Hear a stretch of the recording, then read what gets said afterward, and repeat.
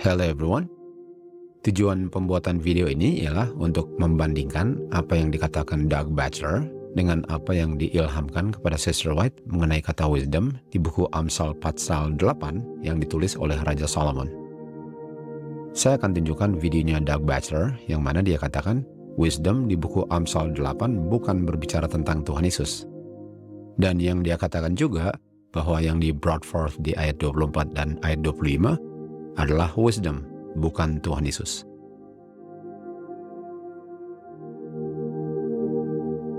Proverbs 8, and I'm going to read verse 22 to 25. They believe this is a prophecy speaking about Jesus. The Lord possessed me at the beginning of his ways, before his works of old. I have been established from everlasting, from beginning, before the earth was ever an earth.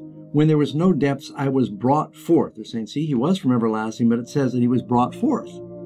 They say this is about Jesus. Keep reading. When there were no fountains abounding with waters, before the mountains were settled, before the hills, I was brought forth. Why, he had not made the earth or the fields or the primal dust of the world. So it's saying that Jesus was brought forth before the world was created. This song is not a proverb. It's in the book of Proverbs, but it's one of the songs of Solomon. Starts with verse 8. Has nothing to do with Jesus being brought forth. It is a metaphor for wisdom, the whole thing. Let's just look at some of the examples in here. Proverbs 8 verse 1, does wisdom cry out and understand, lift up her voice, she takes her stand on the top of the hill. The whole thing is talking about wisdom and the importance of wisdom. And you just go to some of the following verses. Verse 12, I, wisdom, dwell with prudence. I find out knowledge and discretion. Go to verse 14. Counsel is mine, sound wisdom. I am understanding. I have strength. This is just a soliloquy. It's just a song of Solomon dealing with wisdom and the importance of wisdom. Wisdom was brought forth in the very beginning. It's not talking about Jesus. It's not talking about Jesus. It's not talking about Jesus. Dengan sangat jelas, Doug Batchelor mengatakan bahwa yang di brought forth di everlasting adalah wisdom, bukan Tuhan Yesus. Karena dia katakan, wisdom bukan Tuhan Yesus. Dan oleh sebab itu, Amsal 8 tidak berbicara tentang Tuhan Yesus. Jadi sekarang saya mau cari tahu dari Alkitab, apakah firman Tuhan mengajarkan bahwa Tuhan Yesus adalah wisdom?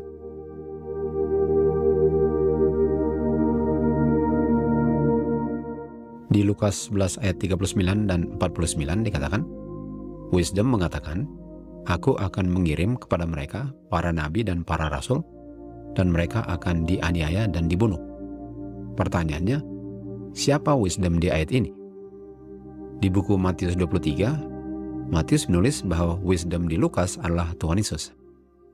Aku mengirim kepadamu para nabi yang akan dianiaya dan dibunuh adalah Tuhan Yesus. Artinya Tuhan Yesus adalah wisdom itu. Wisdom itu adalah Tuhan Yesus.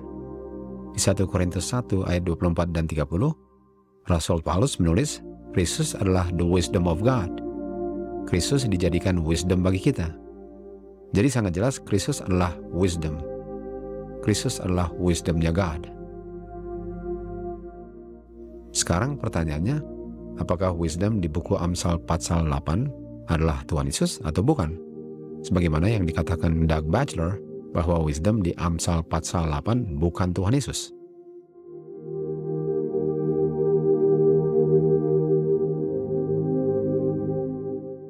Yang saya mau bahas sekarang ialah siapa yang dilahirkan di everlasting. Siapa yang di brought forth from the beginning. Sesuai dengan konteks, kita mengerti bahwa yang di brought forth atau yang dilahirkan di Amsal 8 adalah wisdom. Pertanyaannya, apakah wisdom di pasal ini berbicara tentang Tuhan Yesus? Atau apakah pasal ini hanyalah mengungkapkan suatu kiasan mengenai wisdom sesuai dengan apa yang dikatakan Doug Batchelor? Mari kita baca apa yang ditulis Sister White di Signs of the Times mengenai siapa wisdom di Amsal 8. Sister White menulis, Kristus menyatakan melalui Solomon, The Lord possessed me in the beginning of his way. Kristus katakan, aku diperoleh Bapa di awal jalannya. Aku di sini adalah Kristus. Artinya yang diperoleh the Lord in the beginning of his way adalah Kristus. Dan karena pasal ini berbicara tentang wisdom, artinya wisdom yang dipossess adalah Kristus. Kristus adalah wisdom yang dipossess the Lord. Kristus katakan, aku dipossess the Lord in the beginning of his way. Aku di-set up dari everlasting sejak the beginning, sebelum bumi menjadi ada. Semua kata I atau aku di kutipan Signs of the Times ini adalah Kristus. Dengan kata lain, wisdom di Amsal 8 adalah Kristus. Artinya yang di brought forth atau dilahirkan di Amsal 8 ayat 24 dan 25 adalah Kristus.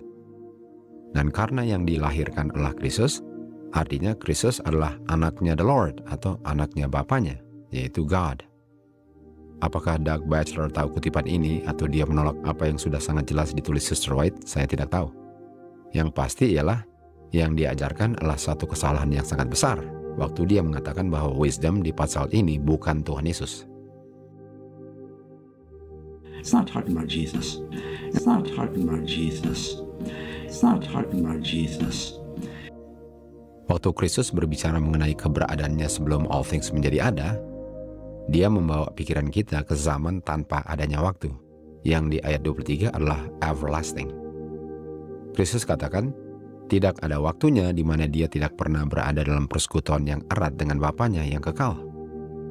Pernyataan ini bukan artinya Kristus sebagai anaknya God tidak ada awalnya, karena dia di brought forth atau dilahirkan dari Bapanya. Untuk di brought forth ialah untuk ada awalnya, dan awal keberadaannya adalah the everlasting.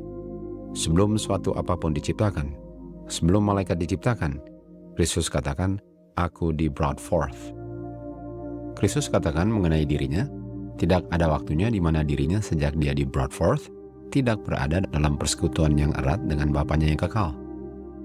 Kristus menjadi ada dari yang tadinya tidak ada di everlasting, dengan cara di brought forth atau dilahirkan keluar dari tubuh Bapanya yang kekal.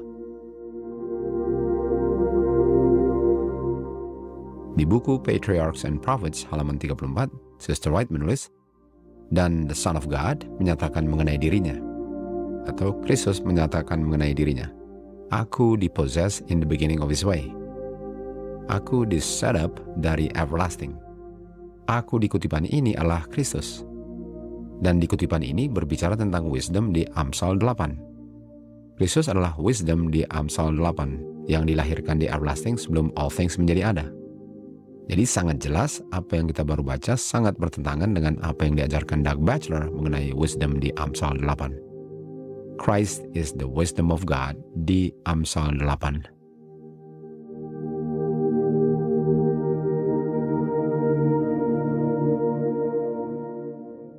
Jadi pertanyaannya, apa akibatnya jikalau wisdom di Amsal 8 bukan Tuhan Yesus? Artinya yang di brought forth bukan Tuhan Yesus. Dan kalau bukan Tuhan Yesus yang di brought forth di Amsal 8, artinya Amsal 8 hanya berbicara tentang sebuah kiasan mengenai wisdom yang di brought forth. Sehingga kata brought forth artinya bukan dilahirkan sebagaimana a person dilahirkan, karena ayat-ayat ini hanyalah sebuah kiasan mengenai wisdom, kalau wisdom bukan Tuhan Yesus. Dan karena yang dilahirkan di Amsal 8 adalah wisdom bukan Tuhan Yesus, maka ayat ini tidak bisa digunakan sebagai bukti bahwa Tuhan Yesus dilahirkan keluar dari Bapanya di everlasting. Sehingga satu pasal di Alkitab yang mengkonfirmasi bahwa Tuhan Yesus sesungguhnya adalah anaknya God, yang lahir keluar dari God, dinetralisir oleh mereka yang tidak mau mengakui bahwa Kristus adalah the only begotten Son of God.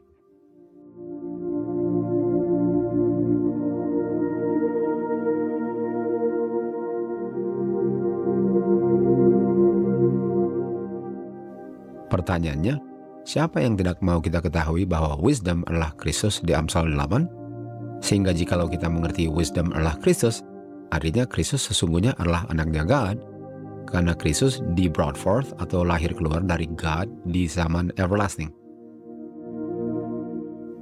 Jawabannya, para malaikat yang dibuang keluar dari surga bersama-sama dengan setan.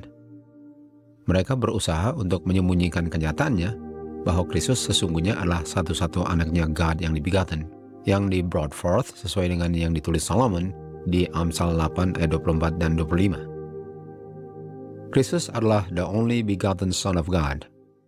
Dan itu adalah suatu kenyataan, bukan suatu kiasan. Dan yang malaikat-malaikat ini berusaha untuk sembunyikan ialah kenyataan ini, bahwa Kristus sesungguhnya adalah the only begotten Son of God. Rasul Paulus menyatakan mengenai apa yang akan terjadi dan sedang terjadi di akhir zaman, bahwa waktunya akan tiba, di mana waktunya sudah tiba, di mana banyak orang tidak sanggup untuk menerima kebenaran firman Tuhan. Banyak orang tidak menginginkan kebenaran firman Tuhan, karena kebenaran firman Tuhan menghalang-halang keinginan hati mereka untuk berada di dalam dosa. Dan oleh sebab itu, setan memenuhi kebutuhan mereka dengan tipuan-tipuannya yang mereka sukai. Namun Tuhan mempunyai orang-orang di bumi yang mempertahankan kebenaran Alkitab sebagai standar dari semua doktrin dan dasar semua reformasi. Pendapat orang-orang terpelajar, kesimpulan-kesimpulan sains, ketetapan-ketetapan atau keputusan-keputusan mayoritas tidak pernah boleh dijadikan sebagai bukti untuk menerima atau menolak poin keyakinan iman seseorang. Sebelum menerima doktrin atau prinsip apapun, kita perlu untuk menuntut apakah sesuai dengan firman Tuhan yang diucapkan. Karena setan senantiasa berusaha untuk mengalihkan perhatian manusia dari God kepada manusia. Dia menunjuk kepada pendeta-pendeta, profesor-profesor teologi, dan pemimpin-pemimpin gereja sebagai penuntun iman banyak orang. Sehingga banyak orang yang tidak menyelidiki untuk diri mereka sendiri apa yang dikatakan di dalam Alkitab akan dengan gampang ditipu setan. Dan dengan demikian, setan dapat menguasai pikiran banyak orang melalui pemimpin-pemimpin ini untuk mempengaruhi banyak orang sesuai dengan kehendaknya.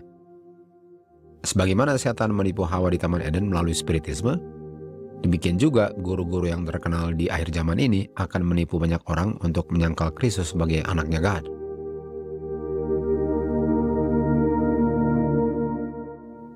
Guru-guru ini adalah pembohong. Mereka adalah antikristus yang menyangkal Kristus sebagai anaknya God. Dengan mereka menolak Kristus sebagai anaknya God, mereka juga menolak God sebagai bapaknya Kristus. Dan Alkitab mengajarkan orang-orang seperti ini adalah pengukapan antikristus khususnya di akhir zaman. Pertanyaannya, siapa yang saya mau percaya? Guru-guru populer di seluruh dunia ini yang ministrinya besar dan dikenal banyak orang, atau setiap firman yang keluar dari mulut Tuhan? Pilihan saya akan menentukan siapa yang saya percaya, Bapa pembohong atau Bapa di surga yang adalah kebenaran. I have decided to follow Jesus. No turning back. No turning back. To God be the glory.